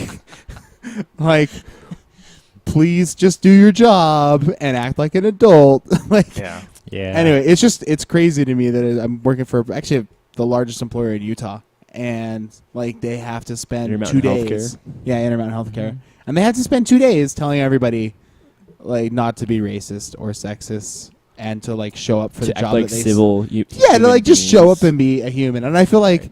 that there's a certain section, I guess, of the rules in Magic that is like also like just please act like a human. That is what we strive for. We kind of Right. want people to just have fun playing the game and not be a jerk to each other. Well- I don't think that's so much to ask of anyone but you. Yeah. I was about to Right. say, like, I can only do 50% of the things on your Yeah. list there, Damon. I could not work where you work. That's fair. Decent human beings Just don't hire please, Blade. Please No. don't ask which 50%. Please. We're not going there. Yep. You really hate squirrels. Dang squirrel nest. So, question: why aren't global effects or like wrath effects stopped by hexproof or protection? Because they don't target. They don't target. Yep. That's the quick answer. So like Wrath of God doesn't target, and Hexproof stops specifically targeting. Yeah. Can't be targeted by, right? Ooh, I have one. Ooh. So Abzan Charm, new card, basically just says exile target creature with power 3 or greater. Mm-hmm. So if they happen to somehow reduce the power of that creature, I mean, this is kind of a blanketing topic. Will it effectively negate that spell? Or will it still resolve let me because it was a look- target at one Let me point? look up the charm. If it's an intervening if, it can. Choose one. Exile target creature with power 3 or greater. Okay. Or You block. draw 2 cards and you lose 2 life, or distribute 2 1/1 counters among 1 or 2 target creatures. Okay. So in this case, it is going to exile the creature still, Oh. because the condition checks on targeting only. Oh, It geez. doesn't check again when it resolves. Huh.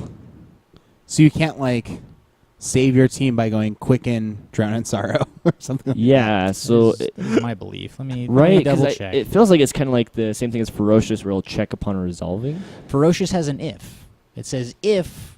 Blah, blah, If blah, conditions. Oh, are but this met. says right, do a right. thingy when the thingy Right. is the thingy. exile target creature Huh. with power. Yeah. I mean, like, we had this, because I asked because there's a few circumstances where, like, people are like, Silesia Charm that guy, exile it. Same type Same of wording. mechanic, same wording.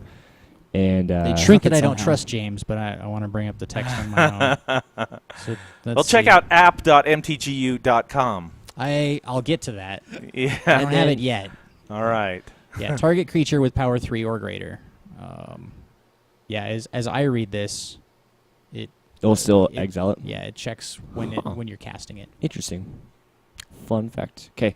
And could be then wrong. somebody had a question if, like, say if I have this raid spell, like that Howl of the Horde we just talked about, like, Sure. and I cast it, and my opponent somehow, like, wild ricochets it, or reverberates it, or whatever, they copy it somehow. Mm-hmm. they won't get the raid trigger, correct? Because they did not attack with a creature this turn. Raid's not a trigger, if I remember Or right. not trigger, sorry. I use a lot of jargon that I forget actually is not the right jargon when I'm talking to you. Right. Raid is... Yeah, I guess if it's not my turn, I can't have had an attacking creature this turn, right? that would be very hard to do. Right. So Which yeah, on- generally raid's not going to happen there, but So they don't copy that. it copies the entire text, so it's going to check on resolution if you meet the condition. So yeah, if that player, the opponent, didn't meet the condition because it's not their turn, then they'll just copy the spell. It's going to be once real hard for or them to whatever. have an attacking creature. Right. Okay, so it does check. Yeah. Yeah. So just Cool. to clarify, the reason that what was my question? What was the question we were talking about? With raid? The charm? No, we're going back on the legal target of Oh, for protection and... yeah, for protect. Oh.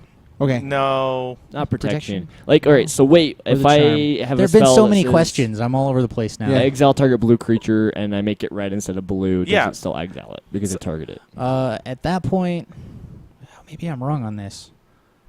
Dun, Target. dun, dun. Well, That the happens. the I'm- card I'm was not right all the time. No, that's Wait. fine. That's why they're level 4 judges. So not here's level the 5 thing, Judges. oh, it was the Abzan charm. Yeah. Okay, yeah. and Target so basically, creature with power exile 3 or target greater. creature. So when is it checking? Basically, It checks. that's the key is when it checks. Right. So if it checks at the beginning, then Anyway, we've been That actually should have been the answer for all of these. Is go to Judge Cast. They'll tell you. Exile target creature with power 3 or greater. That's actually right. I was wrong earlier. So Okay. if the target is illegal when it resolves. oh, so it's checking when it resolves. Yeah, because it it's on the will. stack, goes on top of the stack. When it comes back down, or it changes when it comes back down, it's no longer Right.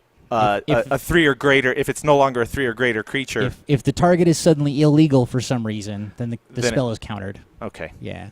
All right, so you heard it here, guys. We Yes. we said one thing, but now we changed our minds, which is fine because we did it in the same cast. Sure. You just had to keep listening. That's right. See, that's what you get. That's your incentive to listen. Yeah. You get all the corrections halfway through. Because we Yeah. don't give them any other incentive. No, that's- I tell people all the time they The can't payoff. no, right. they can't use a Jeskai charm to hit planeswalkers because I'm bad at this game. There's Oh, things that man, say, we like, had a opponent rough deal week 2 weeks damage ago. to an opponent, Yeah. and I'm like, yeah, you can't hit planeswalkers. Well, And I was like, I mean, you can redirect it if you'd Yes. like. Right. Right. Well, that's the thing. Like The issue was we're really bad opponents? at like remembering all of the things at basic all the time. magic. Yeah. well, Especially on the fly. there's a like lot to this. remember, and it kind of adds up. Yeah, this game's not It is a complicated game with lots of moving parts. It gets that way. Mhm. Yeah. right. So we've been asking you lots of very basic. Hey, we could have invited an L1 judge. I disagree with that, but So I guess what are some? You say you get emails all day long. Yeah. People probably asking questions, maybe asking for favors, whatever. Sure. What are some of the questions that you regularly receive now from the community now that you're sort of a bigger part of it? it's all over the place. I got an email today of somebody that has just moved into the Oregon area and is interested. He's a level 1 judge, Okay. and he's interested in level 2. So he's like, do you know somebody in the area that could help me out with this? I've had some trouble meeting the requirements because of he's They from. just changed them, right? They've been Or in the modified. process of They've been changing? modified, and so we changed them in early August, Okay. and then we modified them. Oh, just I a didn't few realize weeks that there was ago. a modification to the change that happened. Yeah. Okay. It's basically we took all the optional things and just kind of made them mandatory, except regional coordinators can kind of manipulate that for their own region. Oh. Because there's some things that are Power mad Jeremy Buchanan. right. Modifying things for our region for your convenience. Right. It's more of For your health. Yep. yeah, more of things like to become level 2, a level 2 judge or higher must recommend you for that now. Oh wow. And in some places that's hard. So there are 5 level 1 judges in Alaska. Oh. There's no level 2s up there. So getting a recommendation is a little more difficult. So I'm kind of willing to be kind of flexible on that sort of stuff. Right. You know, And almost like you almost want like a level 2 up there so that it I kind of really- helps. I really I do. really, out really a little could bit. use. So those of you in Use Alaska one, right. want to be level 2 judges. Yeah, I heard a bunch of arguments about this. Sort of coming from the perspective of a person who lived basically in the tundra in Canada, Yeah. talking about trying to find a situation, because isn't one of the other requirements that you have to judge like a higher level event and then have somebody who's an L2 watch you be the head judge for that event, You don't have to be the head judge, but Okay. you do have to judge. like organize it or something? No, you have to help, don't You you? just have to be on staff for it. You have to be a judge Oh, okay. for what we're terming a high level event. Does that include PTQ. PPTQs? That's kind of a subjective term, and we Okay. did that on purpose Okay. for things like that. Like in major cities, It's like your New Yorks or Boston's right, or whatever, right? Your Boston's, your Indianapolis, your LA, those kind of cities. High level event means something different there than it does in the middle of Canada. Right. F&M is a high level event somewhere Well, in the no, world. but I'm like a sure. PPTQ for sure would be, right? A PPTQ should be, Right. but even like a Grand Prix trial. Some Yes. places they're 8 players, and that doesn't really count. In other places, there are 30 players, and that's a little better. So, Or 100 plus right. players. Yeah, oddly enough, Japan has really, like, their average Grand Prix trial turnout is very high. I was a little shocked at that, but there's just your have, like, trivia for today. Ballin', crazy, They- awesome. They love their Grand Prix trials, apparently. So actually, that brings up a good question, because I feel like there's that I feel anyway is like sort of like lost in the mist for these PPTQs. Sure. I know that there were some questions as far as like how big shops have to be, because like Okay. for before like premier events, you'd want them to be able to seat at least 100 people in the store. Does this count as like a premier event? Like what are the kind of, like, I guess let's take the seat of somebody who owns a small store, or they go to a small store. Like, what kind of stuff does that person have to bring to the table to get a PPTQ happening in their store from like a very like basic standpoint? So really, the only requirement to be able to schedule a PPTQ is that it be an advanced store. Okay. Wizards has some very clear guidelines for getting to advanced, and it covers most stores, honestly. Like, I think we did a little research, and in Utah alone, there's about 35 advanced stores, and most of them are between Logan and Provo. Something like 25-ish are in that area. Just alone. crazy. Yeah, that's a lot. That's like 150-mile range, roughly. Yeah. And so any of those stores can schedule one, and they can run a PPTQ if they can find a head judge. Limited amount of time, so be careful on contacting me about that. But I'll do what I can. But yeah, any advanced store can run one. They'll have to find a level 2 judge to head judge it. Nobody is certain what the numbers are going to be like on these things. It could be 8 people, or it could be 3, or it could be. Well, it has to be at least 8. Has to Well, be I at know least- that's something yeah. like 3 people who show up. Like not necessarily you won't do a tournament with Right. less than 8. I but- suspect they will be bigger than Grand Prix trials, but probably smaller than the old Traditional. PTQs. well, Yeah. like the PTQ that we went to for the modern, where you come in, you went and hung out with us for a bit. Was was like 100 140, just under 150, people or yeah. something, like, right? Which is a pretty good That's turnout. yeah, but I mean, it's yeah. also modern, which Sure. attracts a lot more people than like maybe like sealed would. It did. It was much bigger than the sealed event that I went to just a couple weeks ago. Right. Yeah. So But yeah, typically they'll be smaller than the PTQs. I would imagine around 50 to 70 on average. Some places are going to be bigger, some are smaller, and a lot of it is going to depend on where the regional PTQs end up being, because we don't know about those just yet. right. Gotcha. So it's still kind of in the woodworks. Right? Yeah, I suspect that the PPTQs that are closer to a regional will have a higher attendance. But Gotcha. I don't know. Oh, so will you be judging at the to be announced May Grand Prix that's in an undisclosed location? I did apply for that one. Okay. So it's hopeful that I'll be on staff for that, but I don't know yet. Okay. Can we speculate what Cough it is? Vegas Or no? cough Modern Masters 2 cough. Can't tell you. It's Cough. Grand Prix Antarctica. The flight's going to be a lot. Today we'll be playing on penguins. Right. Have fun. Yeah. That that's- actually doesn't sound half bad. That's why Star City's been making all those penguin tokens and everything again. Oh, gotcha. Yeah. The secret penguin set Yes, for the it's casual players. Star City Games Grand Prix in Antarctica. I imagine the folks over there are going to love to hear this now.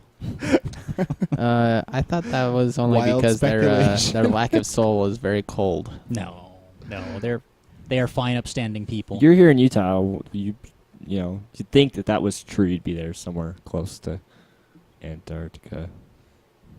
Where are you going I with have this? no idea what either of you are talking No, about. He's saying like that something about them not having a soul. That's why they're so cold in Antarctica. Oh yeah, I'm saying, well, you're here, so that's not true then, because then he'd be in Antarctica with. that's true. Oh. You would Oh. be right there with him. That's what he's Gotcha. trying to He say. was Oh. calling you a The ginger. I the, think the joke isn't as Oh, funny I didn't when hear the you ginger part. I explain it. just heard they have no soul in Antarctica. Right. So. I didn't- way to take it to the racist level, Damon. Good job. Yeah. I mean, I've been going through all this conditioning training and all of my natural instincts, you know. He can't do it at work because he's got it out somewhere. Might as well in front of tons of people on stream. Why not? Oh, that's too No. funny. That's all fantastic. I have lots of friends who are daywalkers, but Yeah. they're like gingers, but with all of their powers with none of their weaknesses. So, final call to the chat. Any other questions? But I think we may begin to start wrapping it up. We've been In the chat, we were basically comparing how close we've been to a moose. So I think the chat, we're pretty Fair much enough. done. that's for you guys who are in podcast land. Look, I understand you probably do podcasts because you're driving a lot, or you're listening to work like Blades does, or whatever. But I'm just saying, if you have a chance to hang out with us, Or you're we talk halfway about around moosing. the world. Right? Yeah. Right. We had a guy, by the way. Quick shout out to our Dayton? Was it Dayton? something. It's one of our friends from the UK. Dayton Davis? Stayed up till Yeah. like 4 in the Oh, morning. yeah. I hope that he hears Like 4 or this. 5 Yeah. in the- 5 That in was the last morning, week. Last week, And I wanted to hang shout with out to us. him. Yeah, man. Anyways, Yeah. Thanks for coming to hang out with us. so Hopefully your wife wasn't too Yeah, mad. he's like, yeah, I stayed up. My wife's gonna be mad because I just stayed up to listen. literally to you guys. all night. Yeah. Yeah. So, anyways, thanks. Like that's some devotion. There actually may be a guy in Brazil listening too. That'd be awesome. Really? Yeah. Yeah. We're I, getting a lot of international people now. I got an email today from a friend in Germany. From someone in Germany. Oh, nice. Speaking of emails from friends in Germany, that sounds like a main phase 2 topic. Yeah, but I want to hear about your Brazil talk here. Yeah. You're Brazilian. Oh, I before we started, I threw up on Facebook that I was recording with you guys. That was a good one, by the way.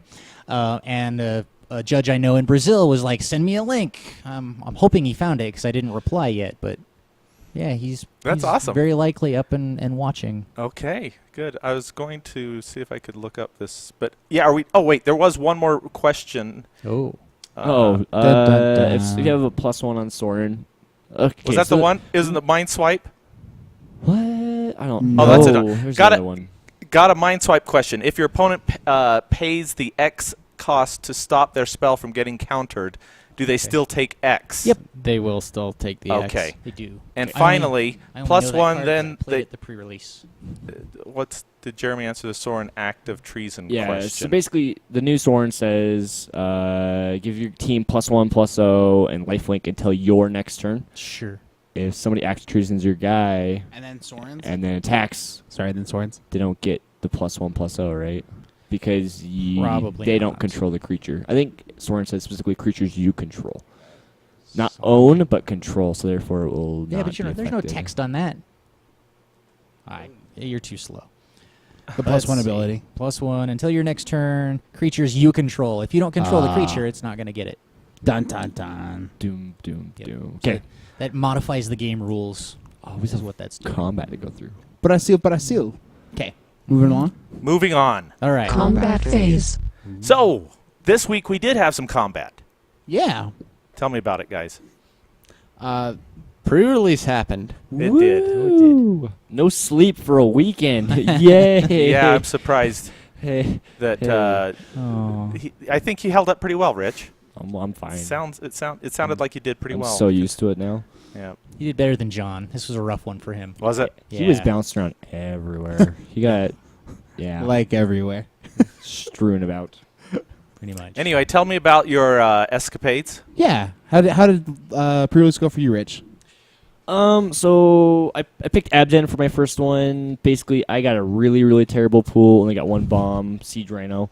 And then I took fourth. The guy that beat me out played Mardu. And yeah, Mardu Ascension with 3 ponyback guys. And then the 3 mana costing thing that puts 3 1/1 goblins into play. And just all of the hasty, mean, aggressive jerks ever. And he totally beat me 2-0. You had it coming. We were 2 out of the 3, I think, undefeated left, and he just beat me out, so he got first and I got fourth, buttoned me down from tie breaks. Second pre-release, I picked Sultai, and I ended up actually playing 5 color because I got 11 pieces of color fixing. What? So I was like, might as well just play all of this stuff. Do what So you want. I splashed white for Zergo and Siege Rhino and just a bunch of other really cool stuff, and just played 5 color. So did it work dot out just deck. fine? Took first. Yeah, it All of had the all of power. the answers. Well, and they gain so much life because all of the lands gain you life in this set too. So that was my pre-release. I had a lot of fun. So all of the power and none of the responsibility to actually have mana that works. Right. Yeah, it didn't matter. I just played lands and didn't care. So it was fun. And you opened up some pretty good stuff, too. Yeah, I got actually funny story. So a bunch of guys come in, they're like modern players and all that fun stuff, whatever. And they've got a buddy that just started just barely getting back into Magic, and who would kind of always just play casual, never play anything competitive. And he opens up his his prize pool, or not his prize pool, his pre-release kit, and he's like, "Huh, foil land, that's cool, whatever, Uh-huh. And they're Yeah. like, "Wait, did you just get a foil land?" And he's like, "Yeah, it's a polluted Delta. I don't know what is this thing good?" Foil. And they're like, "Really, dude?" Like the new guy opens $100, foil polluted Isn't that Delta. amazing? That's It insane. was. I'm like, dude, that's how it works. I mean, you got to get him, back into Magic somehow, That's right? the way that goes. Mhm. But Yeah. and then I don't gamble. I got a polluted Delta and a windswept Ring, ring, teeth, ring, and that ring. was about it. But anyway, That's one of my awesome. praises. So Did you play Damon? So this weekend, I tapped 5 to attend Target Wedding. Oh, what only I thought. 5? Man, you got out cheap. Yeah. So it was my brother-in-law's wedding this weekend, so that was super cool. I was one of the groomsmen for that wedding. Got to hang out. Honestly, so it's my brother-in-law, and we're really good friends. And then probably one of my best friends in the world, Mario, came down. And then one of my other buddies, who we used to hang out all the time, I had him for a while, but he used to live with my brother-in-law, James. He was super cool. It felt like a reunion partially. Got to hang out with a bunch of the wife's fancy family. Got to have a few drinks over the weekend with the fancy family from the old world California and stuff. family. Yeah. So Is that the kind of drink that you drink with your pinky up? Be like, I mean, they all were. They were rocking some cool fancy people wine. And I was like, but we also have in Utah some fancy beer. Wine that's not in a box. right. Exactly. Right, exactly. Is that what you mean? Yeah. So, anyways, it was just, it was really, really cool. My wife's dad lives out of town, so he was in for the weekend, so I got to see him again. He's not, always around. So, I don't know, just chance to reconnect with a bunch of family members that I'm not directly related to, but got to hang out with him again. It's a weak combat phase for you. So, such a sweet combat It's phase. a week. A week. Because you didn't fight. Did you I do anything on mean- Sunday, or did you you missed it altogether? Nope. Drunken wedding brawl is Sunday kinda was fun. more family stuff. Definitely. So, Yeah. Well, that was the same with me. I didn't Yeah. get to play any yeah. pre-release. So- I wish I kind could of get- bummed. yeah, Jeremy, wicked, did you yeah. play? I did. I ended up playing on Sunday only. I did some two-headed giant. Who was your partner? George. Oh, dude, he's pretty Ooh. cool. George Yes, he's a George. really good yeah, Magic when he's player, not too. playing 52 card decks. We'll get to that in a moment. Okay. Okay. George. I had some friends coming up from Salt Lake that were interested in playing for the pre-release, so they came up, and I was short a partner. So George and I just played, and we 4-0'd with some kind of weird Just decks. casually. Well, I gave George. So we built black-green for George, and he had all the creatures, and my deck had all the spells, Right. and it worked out. So you just land a threat and you just remove everything that got in the way. That was the plan. Yeah, Yeah. he would just kind of just tempo out and get 3 or 4 guys online, and then we would just control the board from there. And most of the It's a time, pretty it good worked out. strategy Yeah. in Two-Headed Giant. Yeah, like so my last two at a giant I competed in, that was our plan. I was a removal guy, my buddy Ian, Jack, you remember him? Weapons and machetes. Weapons, machetes, guys. Weapons, machetes. Anyways, he was the creatures guy, and like we played our first. Like it seemed like every round opponent, they'd never played two at a giant before, so they just both built normal steel decks and played at the same Yeah. time. And so each person just like curved out, and so it was like 2-drop, 3-drop, 4-drop for both players, and we're like, oh, we only have one player doing that. You guys are doing it wrong, And they beat you. and now we've lost. yeah. Obviously, you guys did it wrong. And Yeah. So that's frustrating. Anyways, But you took first then. That's Yeah, awesome. yeah, we 4-0'd it. And, Ruffle stomped. Was that the Ogden shop? Yeah. Cool. Ogden Shop, we had 9 teams to start the day. So Holy man, that's pretty good so Sunday. many, Yeah. Yeah, for us. That was all right. and Blades. Tell me. So I made it to the midnight one at first. Coming into it, I was chatting up Abzan and Mardu. Both of those looked really strong coming into this. Like both are fairly respectable. Teamer looked fine. Bug Sultai. that looked moderate fine as well. But like the the New good old microwave by Jess Blades, guy- moderate fine. Anyways. moderate fine. I love it. Moderate fine. Yeah. The Jess guy actually looked like the weakest choice out of the bunch, and me being the typical American player, I had to go with that and going with my gut because that's my colors, and that's just what I felt I had to go. I absolutely went into it knowing that I was at a supreme disadvantage. So how'd it go? I pulled 2 flying crane techniques and just won games out of nowhere. Gosh. Yes. Because flying double strike don't care. And then like the wingmate rock was another one of my rares. So Wow. I went So it's like for 3-1 12 the in first the one. air. What It a was- non-bow. Those guys already fly. Right. Yeah, what I'd do is I'd play like 3 creatures and then just stall the board until I drew a flying crane technique and just win the game out of nowhere, which was actually ridiculous. That card is absolutely overrun, like 100%. When It's you overrun in the clan that has the worst creatures. It's perfectly It's fair and Dragon balanced. Shift. Only a little bit better. it's a bit like that, yeah. I mean, it's with all your smaller guys, they all have prowess. Prowess. I cannot say that. I can't wait. say that word. I know it. S. I have the. The Blazes I used to have be the on the outtake. prowl. I have the I was trying to say outtake for next colloquialism the other day. week. Yes. And it's so funny. It's like 5 minutes of Blaze trying to say You can grab prowess. all of them. It's good. They're all there, but Yep. since they all have that, they all become effectively 4/4 guys, which is a lot like what Overrun would do anyway. But So with it's lifelink. absolutely Overrun. Yeah. So I just won games out of nowhere with that one. So ended the day at 31. That was fine. I got beat out by a Supreme Abzan, the guy that beat me out, and he beat me in round 2. He then continued to 4-0 the entire tournament, and the guy was actually really good. So it's not bad looking back on that. But the next day, my wife was actually throwing a baby shower for her sister. So all Sweet. day I was Perfect running time to around. sneak away. I was running around, I was running errands, everything, and then as soon as it began, I'm like, hey, I'm getting out of here. I'm hitting up another pre-release because you're busy. So I run down. I'd love to stay and help. Really, I would. But, no guys allowed, so. Yeah. Yeah. I mean, I'd been helping all day up to that point anyway. Like, So when's her baby shower? That's what Did you I ask wanna her, like, know. hey, where are we showering the baby? Where's the soon, baby within at? the next month or so. Sweet. But, so I run out to the pre-release. I choose Abzan because this time I'm just out to spike it. Like, I'm just looking for the absolute value. I open my packs and I just go for, I go for the elbow.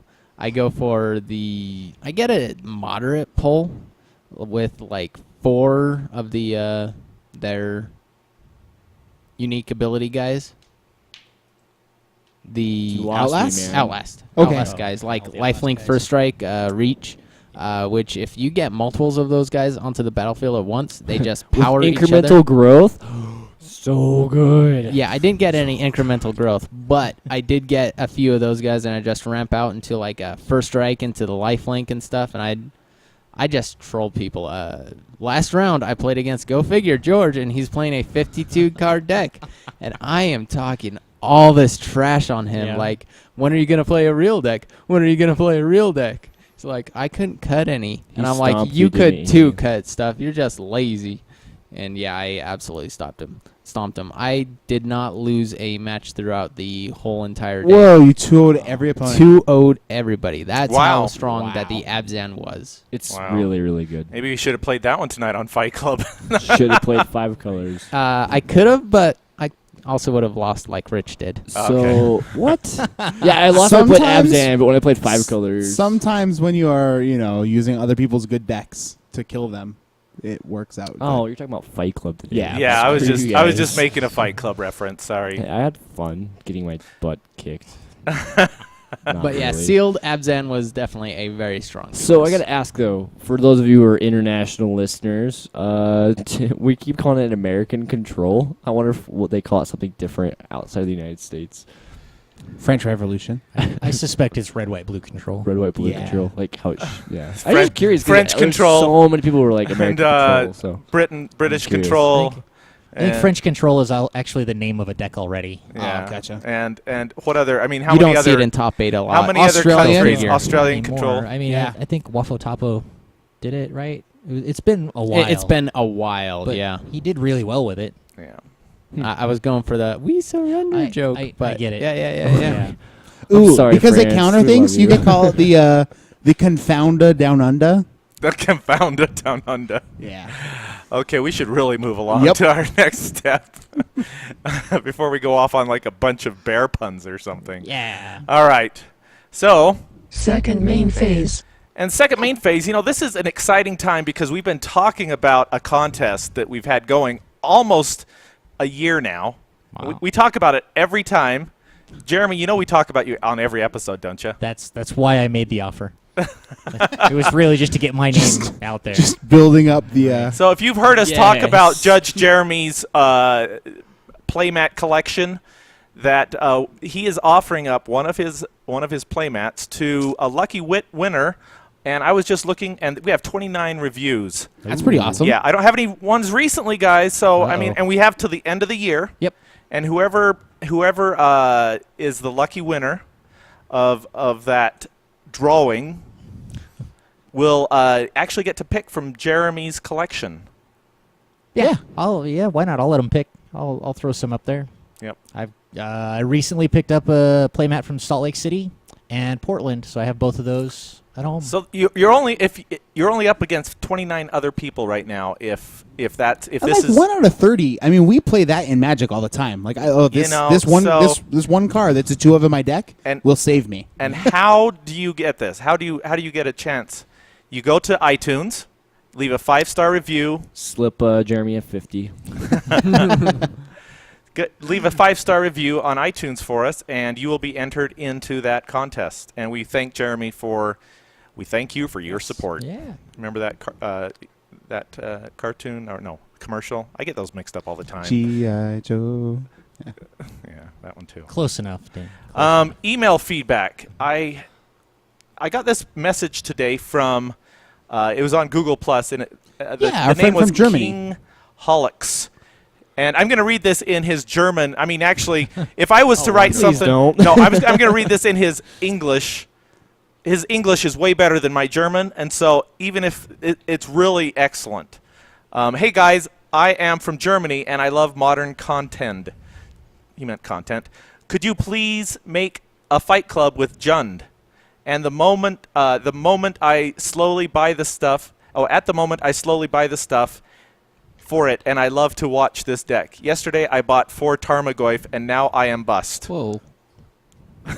I would be bust too. Yeah, we decided that's going to be our phrase for a while. Is now I am bust. Yeah, when I use my villainous wealth So, after it is all done. but I'm you have super to bust. admit that English is far better than we could do in any other Oh, language. Better Without than we a doubt. speak English even on the podcast regularly. Exactly. So thank yeah, you for that. less. So we'll be trying. We did do Howless. black green just Moderate, last week, which is fine. it plays out very similar to Jund, but we will work on putting the full 3-color Jund out here again pretty soon. So probably do some exciting standard stuff for the next couple of weeks, but we'll definitely put Jund on the burner. And I'm trying to think if there is any other email that I have missed that I should be. Oh, did we skip one from last week because we just didn't have time? Yep. It kind of seems like it, but I'm trying to remember what it was. Bruce. No, Was it? I think I got No. Bruce's. No, we did Bruce's, but there was another one that we didn't do. Yeah, I know. I feel bad. I've kind of lost track of what I've done and what I haven't. So, We will look it up and we'll Yeah. catch you on the flip yeah, side. we will catch up with you. And please Catch send us you on emails, the people. flip We totally love when I get an email into our general email box. I forward it on to these guys almost immediately and say, "Cool email, guys. Check this out." So, thanks for sending emails to us. Trying to see what else is going on. iTunes reviews, contest. Apparently, it was Eric's email. Oh, Was it? in the chat? Yeah. It's, okay, let me good see, to know. Let me see if I can find it. Yeah. About 2 or 3 weeks ago. Want to just Aw. quickly forward it to us again? No, I'm just kidding. Right. Oh, I got it. Oh, you Sweet. found it. Thank you, Eric. Yeah. Eric Clark. About a month ago, my phone updated and automatically downloaded. Oh, this is a good Yeah, one. this is so good. Thanks, Eric, for Yeah, telling us. we're excited. Eric Clark. About a month ago, my phone updated and automatically downloaded a podcast app.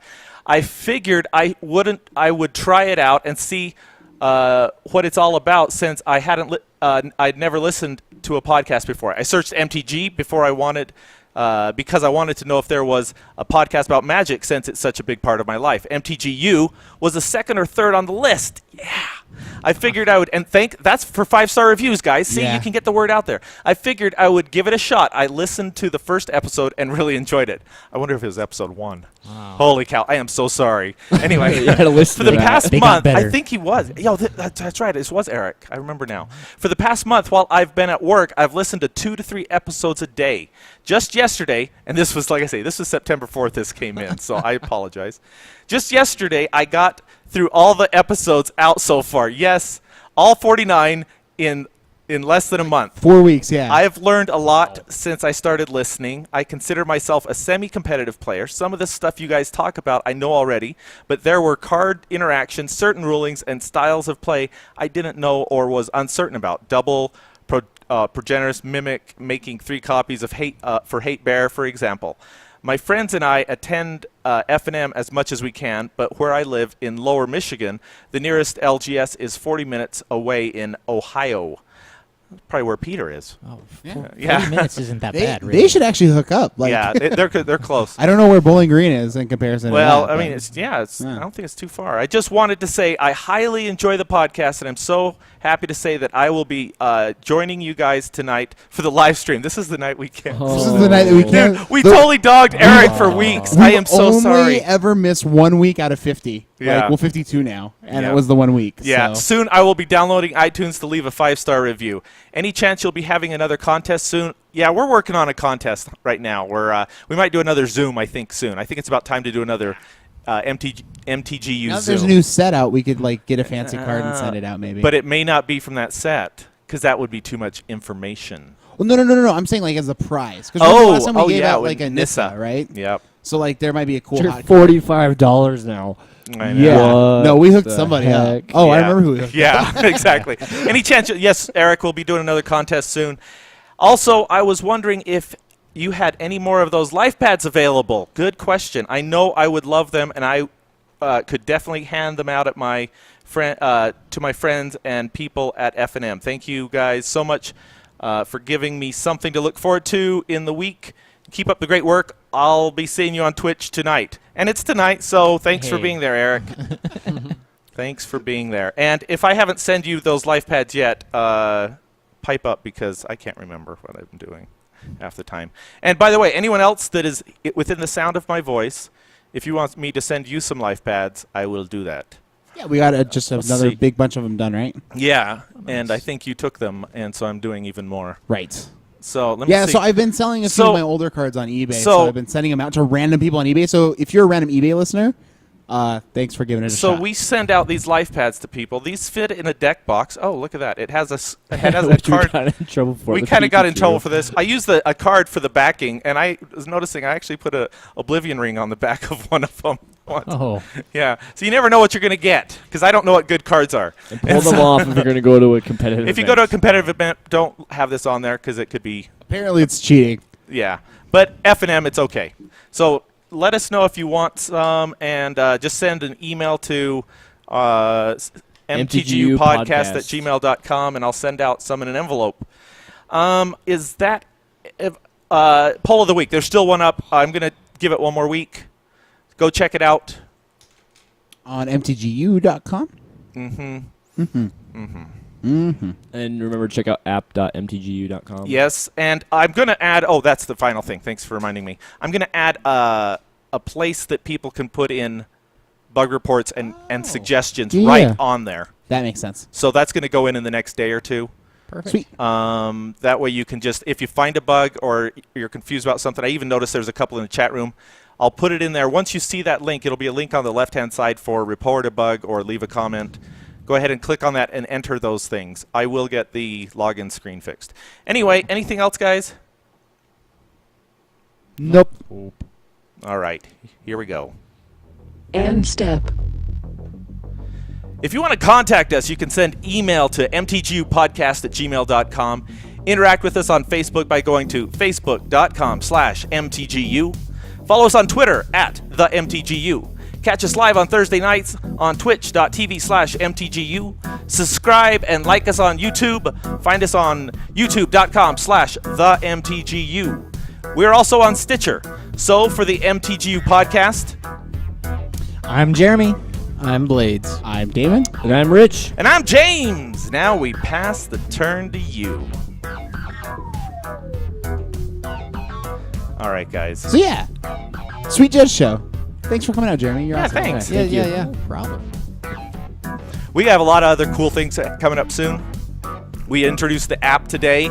Next Yeah. week we're gonna have it's probably gonna be our best of show. Yep. I think so. So we'll see how much work we can get done between now and then on things. I have about a dozen episodes done already. I'm Gotcha. not gonna do all of them. No. Yeah, there's a lot. So let's just pick out some of the best stuff from the remainder that you can this week. And we also have some new things coming out. Some cool artwork that's being worked on. That Oh yeah. we're going to Yeah. talk about that. Maybe we'll have that to reveal next week. We have I'm not saying that it's anything specific. Cough merch. Cough. Yeah, we have some plans. We have big plans. Big plans. We're just tying this whole community together with some cool stuff. Chat room. What's happening in the chat room right now? Anything cool? Thanks, guys. Thanks, chat room, for everything. Yes. You guys are Thanks for all the awesome. questions. Yeah. That was Yeah, kept it rolling right along. great. Lurgan is asking, what is a Jobin? What? Do you don't know what a Jobin is and you've been watching us? Nah, that's all right. I didn't know what a Jobin was for a long time. No, so there's this movie, I Love You, Man. I love you, man. Like, slap at the bass. Yeah, slap at that Slop in bass, the man. basement. So in that, like, the guy, he's not very comfortable with, like, giving his friend a nickname, so he's, like, trying because, like, the friend gave him a really smooth nickname. And the he first isn't time really around. even a close friend. Yeah, he doesn't yet. know what it He's- is to be he's- a buddy. He just barely met this guy. Yeah, so he's And- like, hey, thanks. Like, I think the guy's name was Joe, right? Yeah, I think maybe he's like, all right, thanks, Jobin. Thanks, Jobin. Did you And just it's call like, me did you just Jobin? call me Jobin? Yeah, sorry. It just kind of came out. Yeah, All I didn't right. know what else to do. See you later, man. So, anyways, so there's like that reference, but then also like I'm a huge fan of A-Team, from good old Canada, and those guys just reference like so. Jobin is one of those terms where if you know that you're just like a normal, casual F&M guy, Jobin could have multiple meanings it's for it's sure. it's got multiple meanings. That's like an So- umbrella term. It can be a diss, and it can also be a term of endearment. Exactly. Yeah. It's like you call somebody a bro, like he's being a bro. I mean, like he's being a total jerk. Right. But you go, But- what's up, bro? And Yeah. It's totally like, different. Like we say to ourselves, oh, we're all Jobins. because like we all kind of I mean we're bad You Magic make- players. You know, like you can't hit planeswalkers with opponent spells. But like, Also, sometimes there's guys that just have like the serious neck beard going on, and they're funny smelling, and maybe they're playing like, just the deck that they are convinced is the best thing. And if anything ever goes wrong, then it's totally the other person's fault or the shuffler's fault or anything else's Shouldn't fault. talk about Blades that way. When Like he's the right Pokemon there. players. I It's mean, not nice. It's just not nice. And so those guys are Jobins too. And when you don't know that you're a Jobin, that's what makes you the kind of bad Jobin. Yeah, probably. So just admit that you're a Jobin now, and then you'll be okay. Great. So- Another word I have to watch out for at events now. Yes. yeah. So there's also this card called Joven. Oh, there is that, a That is uh, Joven, yeah. Joven. which looks a lot like.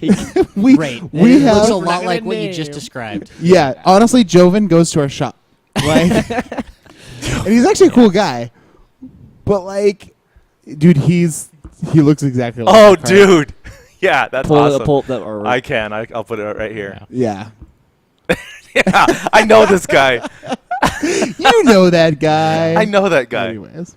Oh, last time I saw him, though, he was wearing this tiger shirt. Like, this form-fitting tiger shirt that makes him look like he's wearing a tiger. And he was wearing sunglasses and he had, anyway. It was pretty. I wanted to take a picture of him, but I was too embarrassed to. I was afraid he was going to see me taking a picture of Maybe him like because it's I like- wanted to show you he guys. knows. I'm pretty sure he's got this card in his binder that he'll Wait, sign who it are for you people. talking about? Oh yes. No, I'm talking about Guy- someone different, but this is a person that I remember. Oh, okay. He's actually had that photo on his Facebook as well. Yeah, he's had this as his Facebook photo. Is that right? Yep. Yeah. Okay, Yeah. that's awesome. So. Yeah, the person I'm talking about is not that one. I'm talking about this other guy. Okay. Cool. The tiger shirt's amazing. I wish I could have taken a picture of it for you That guys. is something. Is that like people Walmart checklist? Guy wearing tiger shirt. Right. Anyways, friends in chat, thanks for hanging out with us through the Long and Windy podcast. Yeah. Yeah, I don't know. Anything else? If you have any requests, just as always, guys. Honestly, it's so cool to hang out with you guys on a regular basis. We really, really appreciate it. Yep. All right. Oh, Mint just showed up. Oh no, he didn't. He was just saying hi to someone else. All right. Well, say goodbye. We're gonna say goodbye. Love you guys. Talk to you soon.